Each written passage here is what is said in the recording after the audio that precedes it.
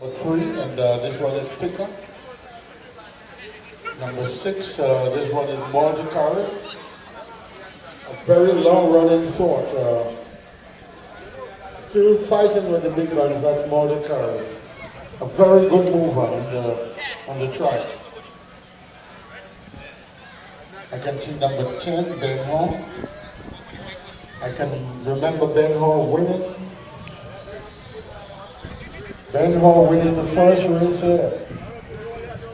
As a 2-year-old, the first start, he won it very convincingly.